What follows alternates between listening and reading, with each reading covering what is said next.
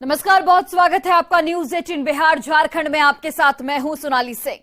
बड़ी खबर दानापुर से सामने आ रही है, जहां पर गोली मारकर एक शख्स की हत्या की गई है। हत्या से पूरे इलाके में सनसनी फैल गई है। दुकान में ददन पाल की गोली मारकर हत्या की गई है। बदमाशों ने यहां पर अंधाधुंध फायरिंग की। फुलवारी शरीफ इलाके की घटना ये पूरी बताई जा रही है। पुलिस मामले की छानबीन कर रही है। जानकारी ये मिल रही है कि 1 साल पहले ही मृतक के भतीजे कुंदन पाल की भी गोली मारकर हत्या कर दी गई थी, जिसमें ददन पाल गवाह बने थे। इतना ही नहीं, परिवार के एक और सदस्य की भी संदिग्ध परिस्थिति में मौत हो गई थी, जिसमें परिजनों ने हत्या का आरोप लगाया था। अब बदमाशों ने ददन पाल को गोली मारकर मौत के घाट उतार दिया है। हत्या के पीछे मुखिया उर्फ पप्पू उर्फ राकेश कुमार का हाथ बताया जा रहा है, जिसकी तलाश पुलिस की ओर से लगातार की जा रही है। मार के निकल जाएंगे, भगवान से मानेंगे कि हमको जेल नहीं हुआ, घर में भी नहीं बैठे। अभी हम लोग क्या नाम क्या था? ददन पाल। घटना यह है कि जैसे चच्चा लगता है, आज से लगभग कुछ साल 2 साल पहले इनका भतीजा को गोली मार दिया गया और उसमें नाम बताया गया, तभी प्रशासन कोई कार्रवाई नहीं कर पाया। आज उसका चच्चा का 3 गोली यहाँ मार दिया, दुकान जब बंद करके जा रहे थे। तो यहाँ से 1 किलो दूध लिया अपना कुत्ता के लिए, तो दादा बोले कि दूध नहीं है, दूसरा जगह से ले लो जाकर, ठीक ना। तो दूध नहीं लिए, हम लोग चले घरे, घरे पहुँचा भी नहीं है।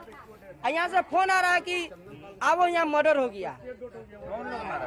कौन लोग मारा नहीं मारा हम देखबे नहीं किया, तो किसको बोला। आज फुलवारी शरीफ थाना अंतर्गत करोड़ी चक गांव के एक व्यक्ति की, जो यहां पर फुलवारी शरीफ में ही काम करता था, उसकी गोली मारकर हत्या करने की सूचना मिली है। सूचना उपरांत थाना और जो टेक्निकल टीम है वो इसके ऊपर काम कर रही है। घर वालों ने प्रथम दृष्टया जो पुरानी आपसी रंजिश है उसको जिम्मेदार ठहराया, परंतु पुलिस सभी एंगल से जांच पड़ताल कर रही है। और चलिए इसी बीच बड़ी खबर पटना से, जहां फतुहा थाना क्षेत्र के 4 लेन स्थित आरओबी के पास बदमाशों ने पान दुकानदार रवीश कुमार की हत्या कर दी है। हत्या से गुस्साए मृतक के परिजनों और स्थानीय लोगों ने सड़क जाम कर जमकर बवाल काटा है। फतुहा दनियावा राजमार्ग को घंटों जाम कर परिजनों ने अपराधियों की गिरफ्तारी की मांग की। बता दें आपको कि देर रात फतुहा आरओबी के पास पान की गुमटी चलाने वाला रवीश कुमार अपनी दुकान बंद कर घर जाने की तैयारी कर रहा था। इसी दौरान बाइक सवार अपराधियों ने उसे गोली मार दी, जिससे उसकी मौके पर ही मौत हो गई। फिलहाल पुलिस मामले की छानबीन कर रही है। रवीश कुमार नाम था। कहाँ घटना हुई थी? घटना हुई थी आरओबी के नीचे दनियामा रोड में रवीश पान दुकान के पास। कैसे हत्या हुई है? गोली मार करके चला गया। और एक और बड़ी खबर बेगूसराय से, जहां बेखौफ अपराधियों ने आरजेडी नेता को गोली मार दी है। मामला बीरपुर थाना क्षेत्र के बरहरा गांव का है। गोली लगने की वजह से पूर्व मुखिया और आरजेडी नेता सुखराम महतो जख्मी हो गए हैं, जिन्हें इलाज के लिए अस्पताल में भर्ती कराया गया। सुखराम महतो बीरपुर थाना क्षेत्र के बरहरा लकाटोला के रहने वाले बताए जा रहे हैं। परिजनों ने बताया कि सुखराम महतो बाइक से अपने गांव बरहरा आ रहे थे, तभी अपराधियों ने सुखराम महतो को घेर कर गोली मार दी। जानकारी ये भी मिल रही है कि सुखराम वर्तमान में पैक्स अध्यक्ष हैं और इनकी पत्नी सरपंच हैं। आ रहे थे, रास्ते में इनको गोली मार दिया। क्या चीज से ये थे? मोटरसाइकिल से थे। अकेले? अच्छा, कहाँ पे मारा है गोली? इन्हीं के गाँव मारा, बरहरे में। बरहरे में। ये क्या थे? ये मुखिया थे, आरजेडी का आरजेडी का नेता भी है। अभी वर्तमान मुखिया क्या? नहीं, अभी सरपंच इनकी पत्नी। सरपंच कहाँ के है? सरपंच इनकी पत्नी वही जनकपुर पंचायत का। बोला कि मुखिया जी को गोली मार दिया है। अब आनंद खुरन में जो है तुरंत जो है अभी हॉस्पिटल आए हैं। पता चला है कि एक आदमी से पूछे हैं तो बोले हैं कि जब बरहरा में ही गोली उनको मारा गया है। ये पूर्व मुखिया भी रह चुके हैं। अभी वर्तमान में पैक्स अध्यक्ष हैं और ये जो है भूतपूर्व मुखिया जनकपुर पंचायत के भूतपूर्व मुखिया रहे।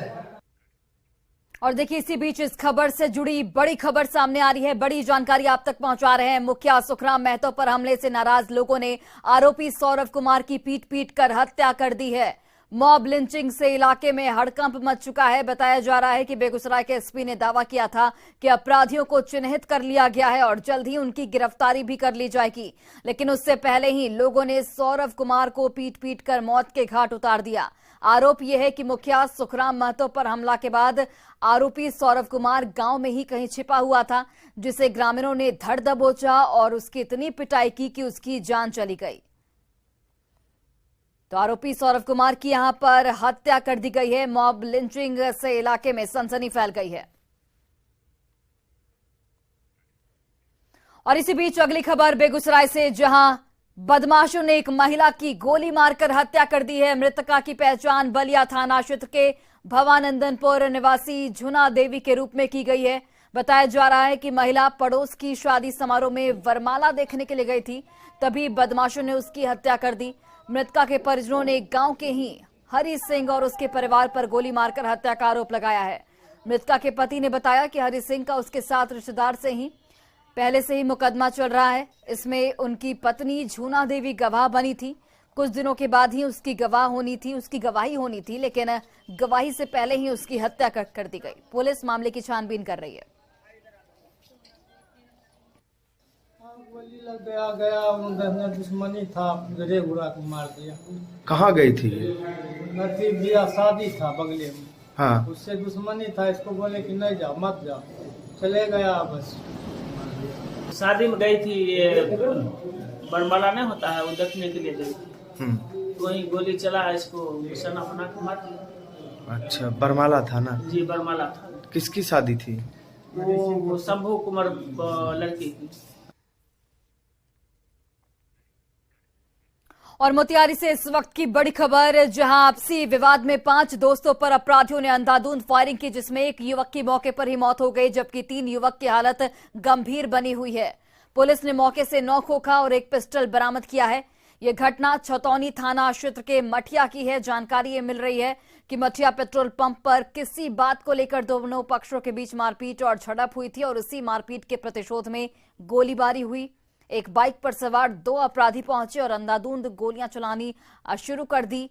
वहीं घटनास्थल का एसपी ने निरीक्षण किया है और पूरे मामले की जानकारी मांगी है। फिलहाल पुलिस आसपास के सीसीटीवी को खंगाल रही है। एसपी के अनुसार पहली नजर में गैंगवार की घटना मालूम पड़ती है। बैठे थे दुकान देख रहे हैं, हमको लगा पहले पटाखा चला है, उसके बाद पैर में लगा तो पैर में लगते हम गिर गए वहीं पे। ये सब इधर उधर होने लगा है, तो धूल चलने लगा है सब। कहाँ पर गोली चला है?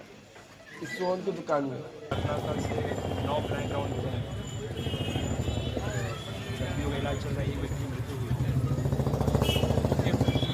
लोकल स्तर पर ही किसी लड़कों से 3 लड़कों से मारपीट हुई थी 1 दिन पहले, उसको भी हम लोग जाँच कर रहे हैं। तो पूर्व में इसका बहुत से विवाद था। और भागलपुर के लोदीपुर में एक प्राइवेट कंपनी के अकाउंटेंट की गोली मारकर हत्या का मामला सामने आया है। परिजनों का यह कहना है कि पिछले 17 अप्रैल को युवक की शादी हुई थी और वह अपने ऑफिस से अपने घर की ओर जा रहा था, तभी रास्ते में अपराधियों ने उसे गोली मार दी। फिलहाल पुलिस इस मामले पर कुछ भी नहीं बोल रही है, लेकिन इस घटना में प्रशासन पर कई सवाल खड़े हो रहे हैं।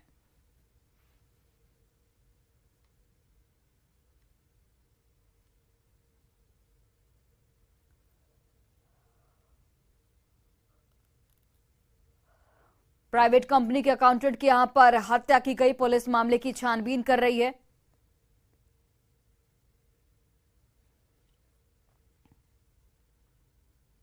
किसके पास जाएगा अपना खून बताने के लिए? कौन मेरा भाई है?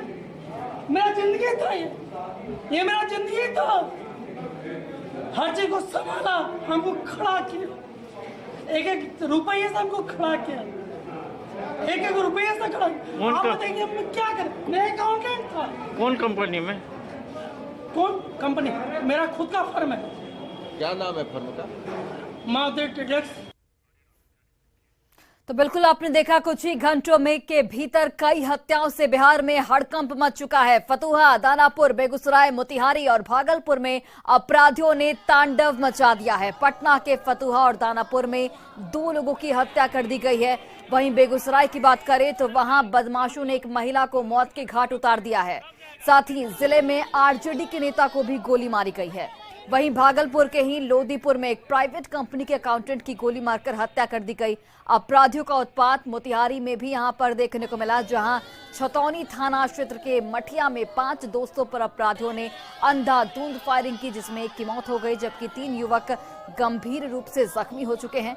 इन सभी घटनाओं के बाद बिहार पुलिस की कार्यशैली पर गंभीर सवाल खड़े हो रहे हैं।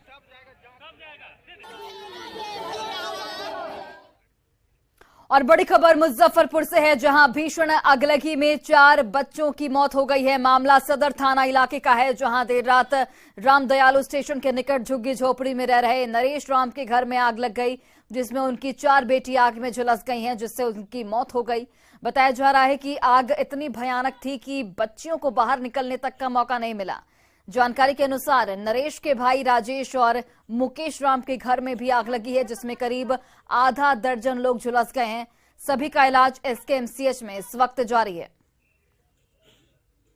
आग कैसे लगा था?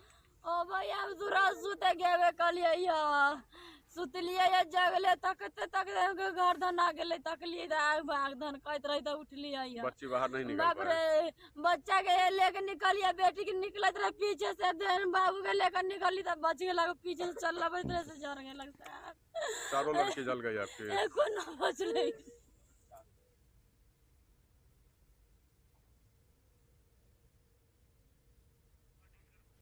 तो आप देखिए, रामदयालु स्टेशन के पास ये आग लगी घटना में 6 और लोग झुलसे हैं, लेकिन 4 बच्चियों की यहां पर आग में झुलसकर दर्दनाक मौत हो गई। फिलहाल जो 6 लोग झुलसे हैं उनकी स्थिति गंभीर बताई जा रही है, जिनका इलाज अस्पताल में जारी है। आप इन तस्वीरों को देखकर समझ सकते हैं कि आग कितनी भीषण थी। अभी भी आग के जो निशान है वो साफ तौर पर देखने को मिल रहे हैं।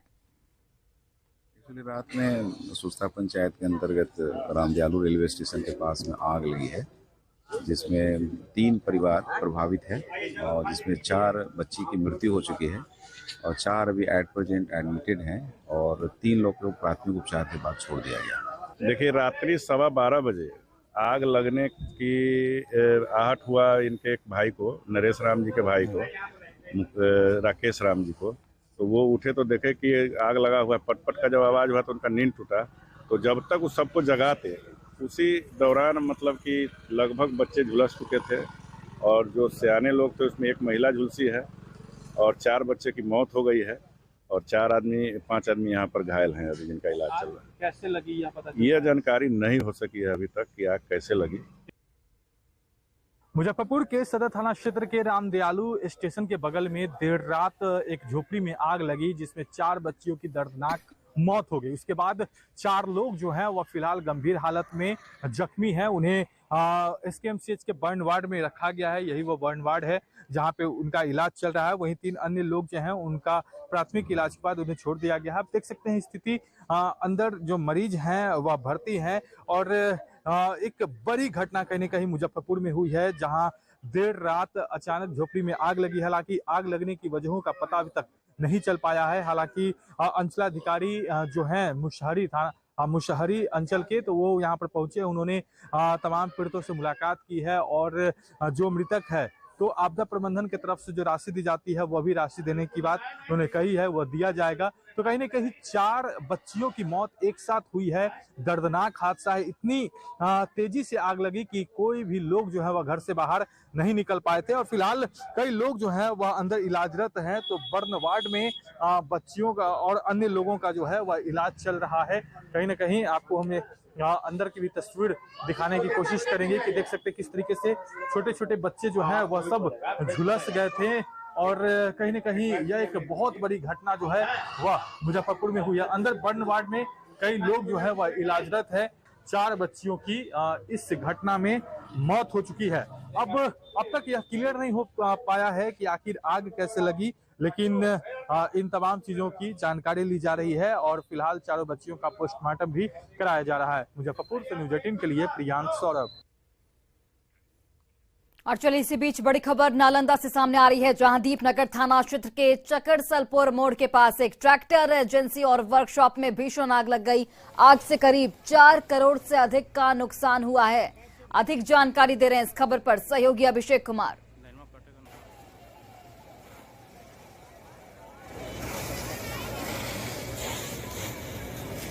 यहाँ पर देख सकते हैं किस तरह से जो आपको और थोड़ा सा भीड़ से करके दिखा सकते हैं किस तरह से जो है अंदर धुआं का जो ट्रैक्टर है, जो नई ट्रैक्टर है वो धुआं कर जल रही है और जो है आग पर काबू पाने के लिए जो इस तरह से आग पर लगी हुई है कि जो है अथक प्रयास किया जा रहा है। खास करके कई दर्जन जो है दमकल की गाड़ियाँ यहाँ पर पहुँची हुई है। तो देख सकते हैं किस तरह से जो है यहाँ पर जो है भीषण आग लगी की घटना हुई है और घटना के बाद जो है कि यहाँ पर जो पूरी तरह से जो यहाँ पर स्थानीय लोग के साथ साथ अग्निशमन विभाग की भी टीम पहुँचे हुए हैं। कुछ लोग हैं उनसे भी जानेंगे कि क्या घटना घटी है।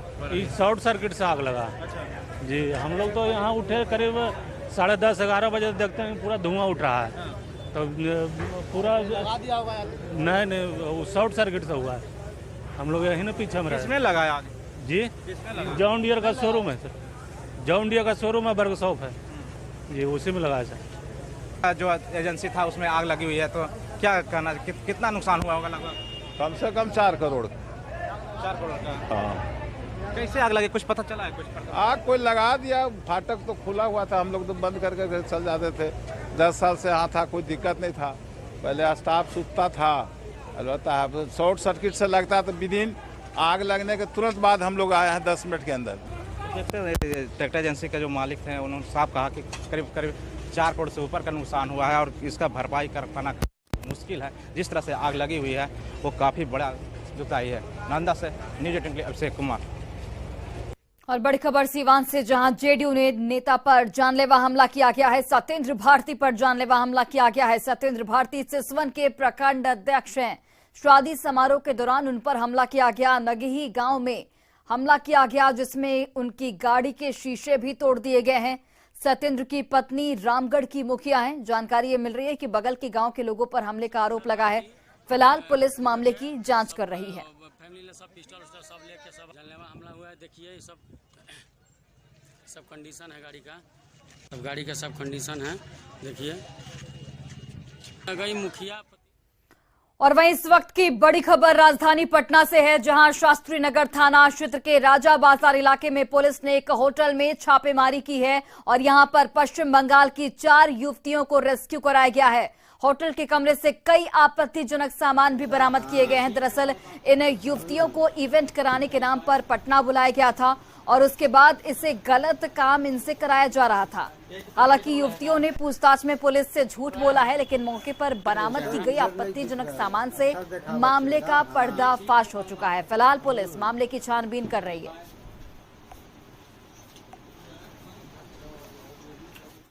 और चलिए बड़ी खबर कटिहार से आ रही है, जहां नदी में डूबने से 3 लोगों की मौत हो गई। मां और 2 बेटी की मौत हुई है। एसडीआरएफ की टीम ने तीनों शवों को बरामद कर लिया है। मृतकों की पहचान रोशनी खातून, जावेदन खातून और जोहरण खातून के रूप में की गई है। स्थानीय लोगों ने जानकारी दी है कि यह तीनों मखाना की खेती करके लौट रहे थे और इसी दौरान नदी में नहाने गई रोशनी खातून डूबने लगी। रोशनी को बचाने के चक्कर में बाकी दोनों बेटी भी डूब गईं, जिसमें तीनों की दर्दनाक मौत हो गई। और गोपालगंज में मौसम ने करवट ली है। आज सुबह से ही तेज हवा के साथ रुक रुक कर बारिश हो रही है। कई इलाकों में वज्रपात के साथ ओले भी गिरे हैं। वहीं उमस भरी गर्मी से लोगों को यहां पर राहत जरूर मिली है। तापमान की बात करें तो 10 से 12 डिग्री की गिरावट दर्ज की गई है। मौसम विभाग ने आने वाले 2 दिनों तक बारिश और वज्रपात का येलो अलर्ट जारी किया है। गोपालगंज से मौसम का हाल बता रहे हैं सहयोगी गोविंद कुमार। मौसम ने आज सुबह से करवट ले ली है और आसमान में घने बादल छाए हुए हैं। गोपालगंज में सुबह से कई इलाकों में रुक रुक कर बारिश हो रही है और तेज हवा के साथ ओलावृष्टि भी कई इलाकों में हुई है। गोपालगंज के फुलवरिया, कुचायकोट, बथुआ बाजार और हथुआ के इलाके में ओलावृष्टि के साथ तेज बारिश हुई है और साथ ही जो उमस भरी गर्मी है इससे लोगों को एक बड़ी राहत मिली है। तापमान की बात करें तो 8 से 10 डिग्री की न्यूनतम तापमान में गिरावट दर्ज की गई है। जो पहले 40 से 42 अधिकतम तापमान होता था, लेकिन अब न्यूनतम तापमान 22 डिग्री हो चुका है और अधिकतम तापमान 27 से 28 डिग्री तक पहुंच गया है। ऐसे में लोगों को गर्मी से एक बड़ी राहत मिली है। मौसम विभाग ने आने वाले 2 दिनों तक मौसम को लेकर अलर्ट जारी किया है और कई इलाकों में बारिश के साथ वज्रपात होने की भी संभावना जताई है। ऐसे में जिला प्रशासन और मौसम विभाग ने लोगों को वज्रपात को लेकर अलर्ट भी जारी किया है। गोविंद कुमार, न्यूज़ 18, गोपालगंज। और फिलहाल रुकते हैं एक छोटे से ब्रेक के लिए। खबरों का सिलसिला लगातार जारी है।